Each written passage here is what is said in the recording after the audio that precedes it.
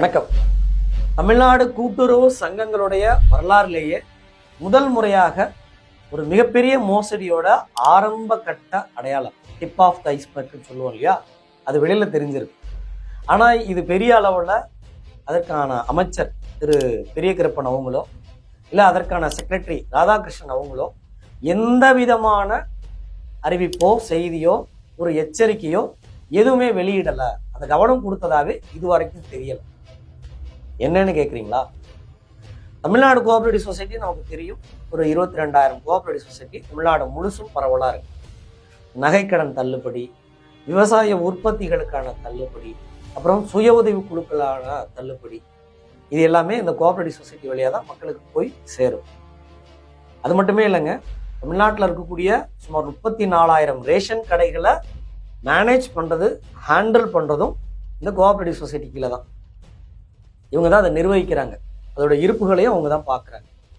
இப்போ நகைக்கடனுக்கு மக்கள் கொண்டு போய் 5 பவுன் கொடுக்குறாங்க அப்படின்னா அதையும் வாங்கி வச்சுட்டு இவங்க தான் கடன் கொடுக்குறாங்க. நான் ஒரு விவசாயம் பண்ணுறேன், விவசாய கடன் வேணும்னாலும் இந்த கூட்டுறவு சங்கங்கள் தர்றது. அதே போல் இந்த சங்கத்தை உருவாக்குறதுக்கு அந்த உறுப்பினர்கள்லாம் கார்பஸ் ஃபண்ட், இனிஷியல் ஃபண்டு, முதலீடு கொடுக்குறாங்க. அதே போல் நான் நிறைய இருக்கு வருமானம், இந்த வருமானத்தை நான் சேஃபாக உள்ளார வைக்கிறேன், ஏன்னா அதிகபட்ச வட்டி கிடைக்கும் அப்படின்னு நான் போட்டு வைக்கிற மூலதனமும் இந்த கோஆபரேட்டிவ் சொசைட்டியில் தான். சொல்லப்போனால் தமிழ்நாட்டில் இருக்கக்கூடிய மக்களில் 3 அல்லது 4 பேரில் ஒருத்தர் இந்த கோஆபரேட்டிவ் சொசைட்டியோட மெம்பர். இங்கே தான் மிகப்பெரிய மோசடி. 2,10,00,000 பேர் அதில் மெம்பராக இருந்தாங்க அப்படின்றது கடந்த மாதம் வரைக்கும். நீங்கள் ஜூன் மாதம் தமிழ்நாடு அரசு ஒரு அறிவிப்பு வெளியிடுறாங்க. திமுக அரசு ஆட்சிக்கு வந்ததுக்கு பிறகு 2021 பிறகு இந்த ஜூன் வரைக்கும் இந்த அறிவிப்பு 13/6/2024 தமிழ்நாடு அரசுடைய கோஆபரேட்டிவ் வெப்சைட் அறிவிப்பெல்லாம் நீங்கள் பார்க்கலாம். இந்த செய்தி வெளியீடு 774 என்ன சொல்லியிருக்காங்க அப்படின்னா, கூட்டுறவுத்துறையில் 13,12,717 பேருக்கு 6,000 கோடி ரூபா நகைக்கடன் தள்ளுபடி இந்த 3 ஆண்டுகள். அதே போல 15,88,309 மகளிருக்கு 2,756 கோடி சுய உதவி குழு கடன் ரத்து. இது போக 46,72,849 விவசாயிகளுக்கு 35,852 கோடி பயிர்க்கடன் தள்ளுபடி. இது 3ஐயும் சேர்த்தீங்கன்னா, இந்த ரத்து, கடன் தள்ளுபடி, நகைக்கடன் தள்ளுபடி, இதெல்லாம் சேர்த்தீங்கன்னா சுமார் 44,000 கோடி வரும். யாருக்கு கொடுத்துருக்காங்க? அப்போ இருந்த மெம்பர் 2,23,00,000 பேர் ஏதோ சொன்னாங்க. இந்த விவரங்கள் வெளியிட்டிருந்தேன், அந்த கவுண்ட் சொல்லியிருந்தேன். இவங்களுக்கு தான் கொடுத்துருக்காங்க. கடந்த நவம்பர் ஒரு 2-3 வாரத்துக்கு முன்பாக தமிழ்நாடு கூட்டுறவு சங்கங்களுடைய தேர்தல் ஆணையம், தயானந்த் கட்டாரி ஐஏஎஸ் அவருக்கு கீழே இருக்கக்கூடிய அந்த தேர்தல் ஆணையம், இவங்க ஒரு இண்டிபெண்டன்ட் பாடி அப்படின்னு சொல்லப்படுது. இந்த இண்டிபெண்டன்ட் பாடி தான் தமிழ்நாட்டில் இருக்கக்கூடிய இந்த 22,000 கோஆபரேட்டிவ் சொசைட்டிக்கும் தேர்தலை நடத்தக்கூடிய ஒரு துறை. தயானந்த் கட்டாரி அவங்க 2022 வந்துட்டாங்க. தேர்தல் இதுவரைக்கும் நடத்தல. போன வருஷம் ஏப்ரலோட ஒரு பேட்ச் முடிஞ்சிச்சு, அதாவது 2023 பேட்ச் ஆகஸ்டோட முடிஞ்சது, ஏப்ரலோட முடிஞ்சது, அதுக்கப்புறம் ஆகஸ்டோட ஒரு பேட்ச் முடிஞ்சது. கடந்த ஒரு வருஷமா இந்த கோஆபரேட்டிவ் சொசைட்டியில யாருமே நிர்வாக குழு இல்லை. பெரும்பாலான கோஆபரேட்டிவ் சொசைட்டிஸ் எந்த நிர்வாக குழு, மக்களால் தேர்ந்தெடுக்கப்பட்ட குழுக்களே இல்லை. ஒரு பொதுநல வழக்கா நீதிமன்றத்துக்கு போறாங்க. அப்போ திமுக அரசு என்ன சொல்லுது அப்படின்னா, நாங்க இதில் போலி வாக்காளர்கள் இருக்கிறாங்க, ஏடிஎம்கே அதாவது அதிமுக ஆட்சி காலத்துல பலனை பெறுவதற்காக போலியாக ஆட்கள் உள்ளார வந்துட்டாங்க, அவங்களெல்லாம் நாங்கள் ரிமூவ் பண்ணது கொஞ்சம் காலம் வேணும், ஆதார் வெரிஃபை பண்ணணும் அப்படின்னு ஒன்று சொன்னாங்க. அதை வாங்கி நீதிமன்றமும் கொஞ்சம் காலம் கொடுத்தது. அந்த காலமும் முடிஞ்சிருச்சு. இந்த நிமிஷம் வரைக்கும் தேர்தல் நடத்தவே இல்லை. இதுக்கு இடையில பொதுவில் ஏற்பட்ட அழுத்தம், கோஆபரேட்டிவ் சங்கத்தில் உறுப்பினர்கள் கொடுத்த அழுத்தம், இன்னும் வேறு வேறு இடங்கள்ல இந்த கேள்வி, அதனால தயானந்த் கட்டாரி ஐஏஎஸ் அவர்கள் ஒரு அறிவிப்பை வெளியிட்டதா நம்ம செய்திகள்ல பார்த்தோம். அந்த செய்திகள்ல என்ன சொல்லியிருக்காங்க அப்படின்னா, சுமார் 44 லட்சம் பேர். இந்த அறிவிப்பு வந்தது 26 நவம்பர் 2024, ஒரு சில வாரங்களுக்கு முன்பாக.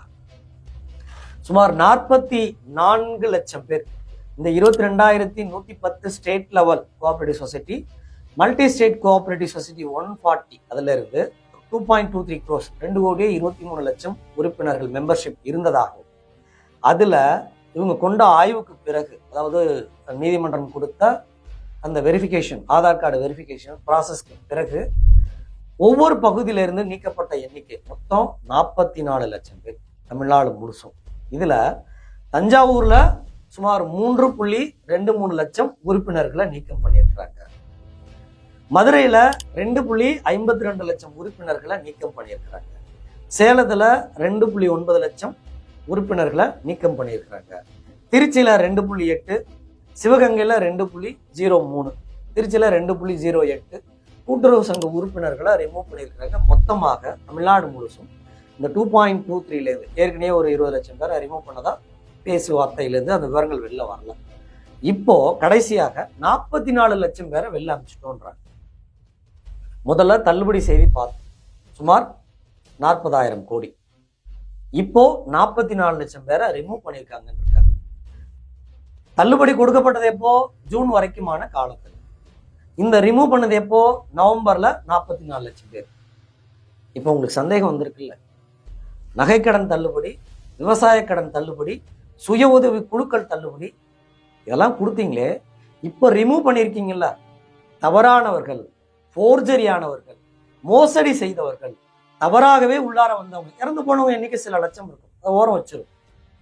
இவங்கெல்லாம் திட்டமிட்டு கூட்டுறவு சங்கத்தை கொள்ளையடிக்கணும்னே வந்தவர்கள் இன்னைக்கு அடையாளப்படுத்திருக்கீங்களா? இவங்கெல்லாம் போலிகள்னு இந்த 44 லட்சம் பேர். இவங்களுக்கு எவ்வளவு சார் ஒதுக்கீடு பண்ணீங்க? இந்த விவரங்களை யாரு சார் வெளியிட்டிருக்கணும்? ஜூன் வரைக்கும் 44,000 கோடி பக்கம் நீங்க தள்ளுபடி பண்ணிருக்கீங்களா? இந்த 2-3 வருஷமா நீங்க திமுக ஆட்சி அரசுக்கு வந்து அரசாங்கத்துல பதவி ஏற்று 3 வருஷம் ஆயிடுச்சுல்ல, இந்த 44 லட்சம் போலிகள் அங்கதானே இருந்திருக்கிறாங்க. இந்த சங்கத்துல இருந்தான கடன் உதவிகளோ இல்ல வியாபார விவசாய உற்பத்தி தள்ளுபடி கடனோ, சுய உதவி குழுக்களுக்கான தள்ளுபடியோ, நகை கடன்களுக்கான தள்ளுபடியோ பெற்றாங்களா? அந்த விவரங்களை யார் வெளியிட்டிருக்கணும்? கோஆபரேட்டிவ் சொசைட்டியோடைய மினிஸ்டர் திரு கே.ஆர். பெரிய கருப்பன் வெளியிட்டிருக்கணுங்களா? இல்ல இதற்கான செக்ரட்டரியா இருக்கக்கூடிய டாக்டர் ராதாகிருஷ்ணன் அவர்கள் இந்த முயற்சி இன்னை வரைக்கும் துவங்கி இருக்கணுமா? ஏன் அமைதியா இருக்கிறீங்க? 44,000 கோடி கொடுக்கிற விவரங்களை பெருமையாக செய்தி அறிக்கையில வெளியிட தெரிஞ்ச உங்களுக்கு இந்த போலி நபர்கள் எத்தனை லட்சம் பேருக்கு சார் இந்த தொகை போய் சேர்ந்திருக்கு? இந்த 44 லட்சம் பேரை நீங்க உடனடியா என்ன பண்ணிருக்கணும்? வாழ்நாள் தடை டிஎன்சிஎஸ் ஆக்ட் 1983 பிரிவு 36 கீழே வாழ்நாள் தடை. வரலாறுலேயே சார், கோஆபரேட்டிவ் சொசைட்டி வரலாறுலேயே இந்த அளவுக்கு பெரிய அளவுக்கான போலியான மோசடி நபர்களை நீ கண்டுபிடிக்கவே இல்லை. கண்டுபிடிச்சிருக்கீங்களா? அவங்கள வாழ்நாள் முழுசும் திரும்ப தடை பண்ணணுமல்ல. ஏன்னா திரும்ப உள்ளார வந்துடக்கூடாது இல்லையா? நாளைக்கு திரும்ப ஏடிஎம்கே வரலாம், அப்போ திரும்பவும் இந்த போலிகள் உள்ளார வந்தா எப்படி தடுப்பீங்க? அப்போ இவங்களை இன்னைக்கு நீங்க தடைப்பட்டியல அறிவிப்பீங்களா? அறிவிச்சே ஆகணும். வாழ்நாள் தடை, வாழ்நாள் முழுதும். ஏன்னா ஒரு தடவை அவங்க மோசடியா பண்ணணுன்ற எண்ணத்தோட தான் வந்திருக்கிறாங்க. படிவம் 1ல ஒவ்வொரு கோஆபரேட்டிவ் சொசைட்டிலும் படிவம் 1 என்ன இருக்கு? ஒரு மெம்பரா பதிவு பண்றது. அதுக்கு ஒருத்தர் முன்மொழியணும், ஒருத்தர் வழிமொழியணும், 2 பேர் வழிமொழியணும், அதுக்கப்புறம் செக்ரட்டரி சைன் பண்ணுவார். அப்போ நிர்வாக குழுவும் இந்த மோசடியில ஈடுபட்டிருக்கு.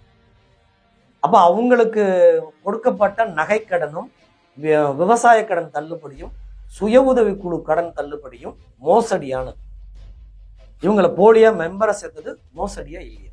இந்த ரெக்கமெண்ட் பண்ண இந்த நிர்வாக குழு நடவடிக்கை எடுக்கணுமா?